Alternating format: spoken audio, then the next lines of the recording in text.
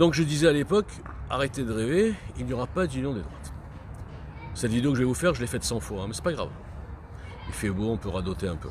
Je croyais vraiment qu'un tel va aller se mettre sous les ordres de Marine Le Pen, ou que Marine Le Pen va se mettre sous les ordres d'un tel, etc. Il n'y aura jamais d'union des droites. Et je prenais la comparaison, j'avais pris le syndrome Ronaldo et Messi. Je disais, est-ce que vous croyez que Messi ira jouer un jour au Real Madrid de Ronaldo? Ou que Ronaldo ira jouer au Barcelone de Messi? Non. Donc ce que vous attendez ne se passera jamais. Sauf si on est en matière de football, si on crée un nouveau club. Un nouveau club dont le président ne serait pas du tout impliqué dans la guerre des égos, la guerre des qui, etc.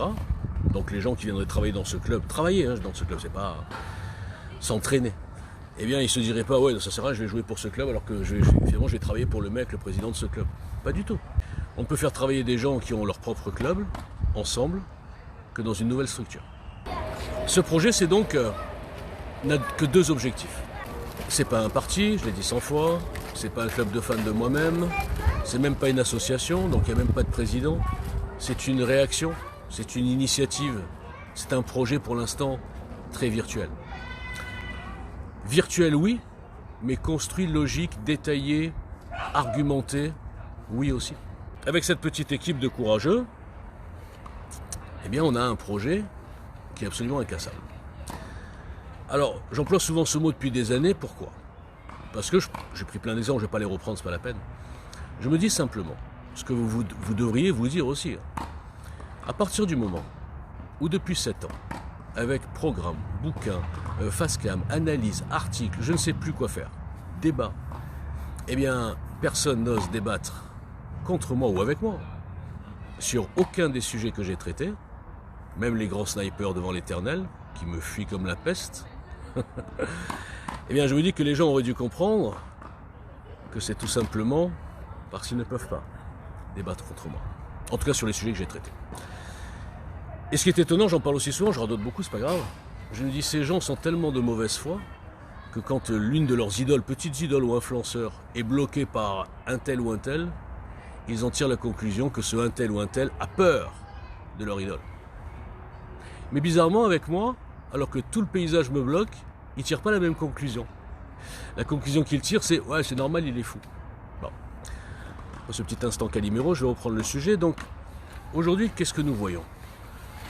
Nous voyons que le statu quo nous mènera deux hypothèses, soit à l'inéligibilité confirmée de Marine Le Pen, et à ce moment-là, une candidature de Bardella, et qui fera 47 maximum, parce qu'il y aura bien sûr en face une alliance hétéroclite, dégueulasse, qui n'est pas un front républicain, mais qui est un front stalinien, qui ira de l'extrême gauche, fiché S, Antifa, tout ce que vous voulez, jusqu'à la moitié des LR, je parle des dirigeants, pas les électeurs. Et tout ça, ça fera 53%. Donc ça, c'est le statu quo, d'une manière ou d'une autre, avec Marine Le Pen ou avec Bardella. Et après, il y a une autre solution. Eh bien, l'autre solution, c'est la seule en vérité, si on est lucide, c'est de créer quelque chose d'imprévu par le système, qui n'est pas prévu par le scénario habituel. Je vous rappelle le scénario. Malgré ce qui s'est passé là, on dédiabolise un peu juste avant l'élection le RN, ouais, bon, finalement, machin, etc. Et entre les deux tours, on rediabolise, et malheureusement, il y a encore des gens qui avalent ces conneries de RN, machin, nazi, tout ça. Et ça, vous pourrez monter au ciel et descendre, ça sera le plafond de verre. Alors certains vont me dire, mais non, il n'y a pas de plafond de verre, regarde, on a fait 42% la dernière fois, ouais, d'accord. Et avant, on a fait 33%. On a gagné 9 points grâce à la dédiabolisation. Non. Vous avez gagné, enfin, notre camp, je m'inclus dedans. Notre camp a gagné 9 points, non pas grâce à la dédiabolisation, mais grâce à l'aggravation de la situation. Donc, la seule solution, c'est de créer ce réceptacle qui serait une union des droites, un peu élargie, qui regrouperait les gens du casting. On n'a pas le choix, puisque je vous ai dit, et croyez-moi, il est absolument impossible de faire naître quelque chose de sérieux, de politique, en partant de rien et en partant hors des loges, des castes, des lobbies, des petites familles d'influenceurs fraternels, etc. Impossible. Et je peux vous le dire parce que j'ai subi ce boycott ce que je raconte tout le temps, à cause de JL Citoyen. Si j'avais été une simple putaclic qui raconte ci et ça, machin, mais qui ne monte pas un mouvement politique et qui annonce pas la couleur comme je l'ai fait, naïvement d'ailleurs, j'aurais eu aucun problème. Qui aurait eu intérêt à détruire ce mec? Bon, il vient, il dit des choses, on est tous d'accord. Donc comme c'est impossible de faire ce que j'ai voulu faire, d'ailleurs personne ne l'a fait, et personne n'a réussi parce que c'est impossible, parce que sans diffusion, sans médias, sans rien, sans argent, ça sert à rien. Hein, bon. Donc voilà, j'en suis là. Eh bien, il faut s'adapter. S'adapter, c'est accepter. Le système se protège très bien. La 5e se protège très bien. Nous avons des gens qui sont en place, des partis qui sont en place, qui profitent, on va dire, il faut le dire, du système, qui ne veulent rien changer. Donc c'est pour ça d'ailleurs que dans les programmes, vous remarquez qu'ils font beaucoup de constats, mais qui ne proposent rien pour changer les 2 vrais problèmes de la France, à savoir la 5e République, les institutions et la justice, au sens large de la justice. C'est-à-dire une réforme de la justice, pas simplement on va durcir les lois. Eh bien, je me suis dit, nous, les citoyens patriotes, il y en a encore, mais il doit en rester quand même quelque part, avec un peu de caractère, qui ne sont pas idolâtres ou fans absolus d'un parti et entendre parler de rien d'autre. Eh bien, nous pourrons au moins faire pression sur ces gens-là que nous sommes obligés de supporter, puisqu'on ne peut pas les remplacer. Faire pression, si ça vient de moi, de vous, de n'importe quel inconnu, ça n'a aucune chance. Pression de quoi? Qui c'est qui va soutenir des inconnus, là? Moi et ma petite équipe, là. Pardon, ma petite équipe et moi. Après, on va dire, ah, il est égotique. Qui c'est qui va soutenir ces gens-là? Personne. En revanche, si le même projet, le même plan, était présenté, argumenté, détaillé par Philippe de Villiers, ça changerait complètement les choses.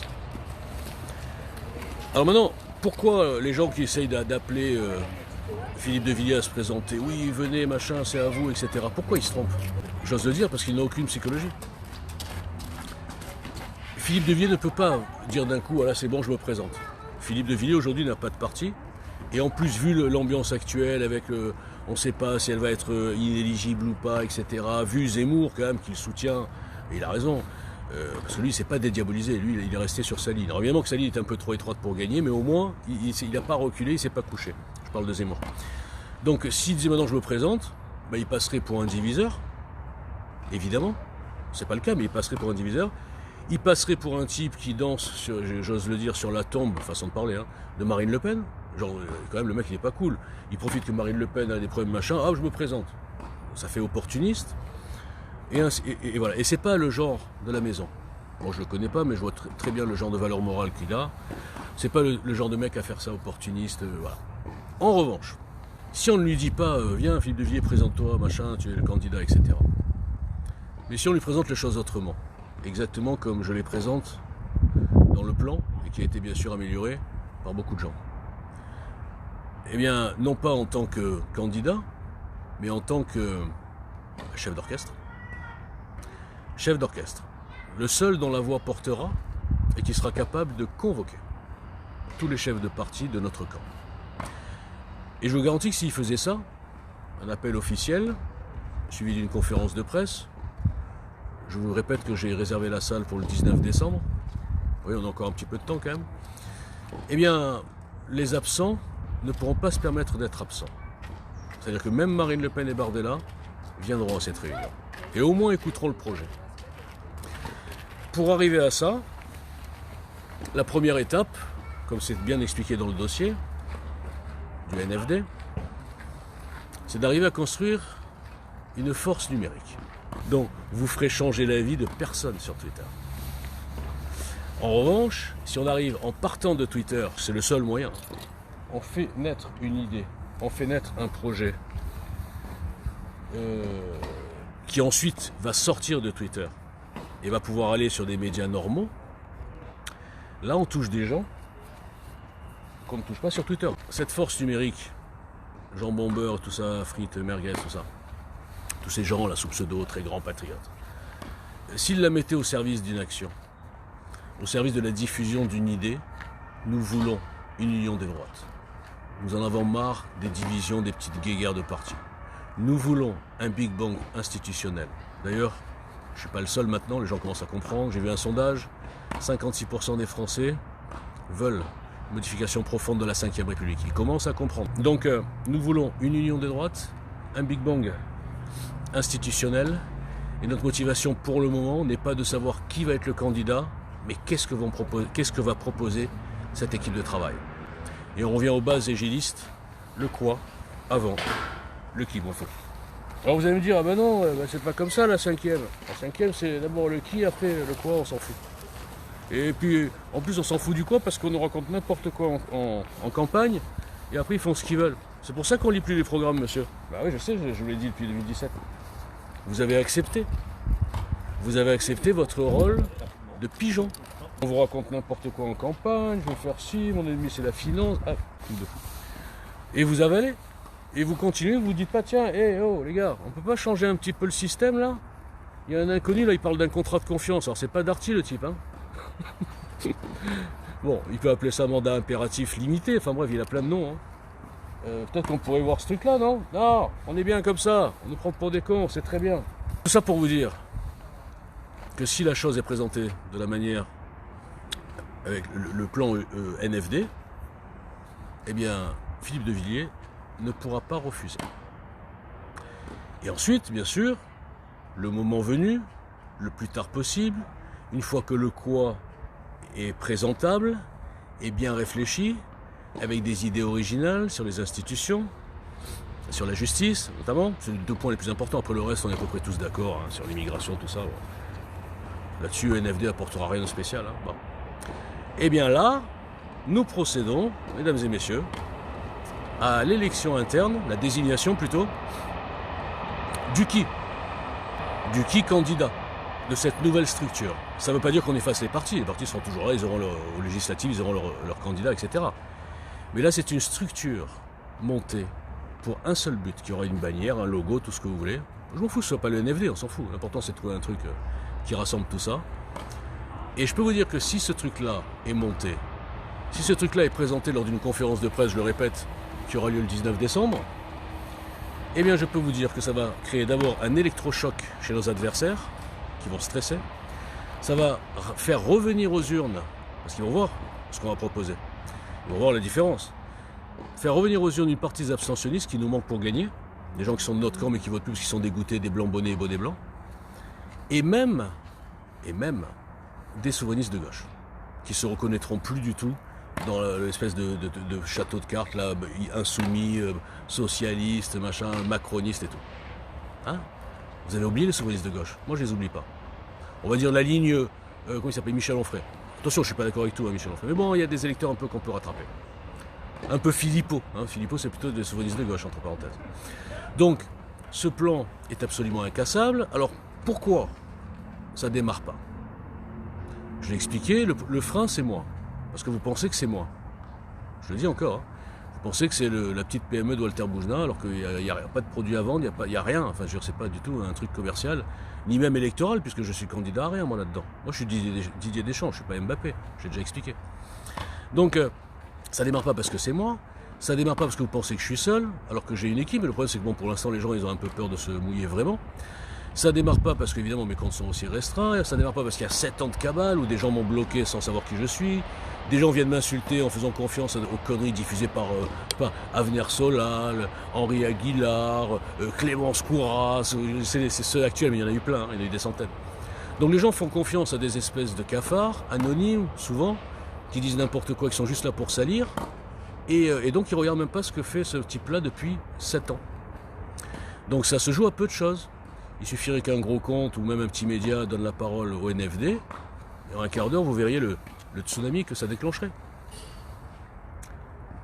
Donc pour terminer, je demande officiellement, au nom du NFD, dont je suis pour l'instant le seul porte-parole, mais pourtant il y a des gens, hein, mais bon, un jour peut-être qu'ils se découvriront, eh bien je demande officiellement aux gens bombeurs, au Team Patriote, à âme française, à Patriote France, tous ces groupes, de se mettre immédiatement et sans délai, à la disposition, non pas de Walter Boujna, mais d'un projet, d'une idée, d'une initiative citoyenne et patriote, à savoir le NFD, Union des droites, Big Bang institutionnel programme commun et victoire à 55% en 2027. Merci.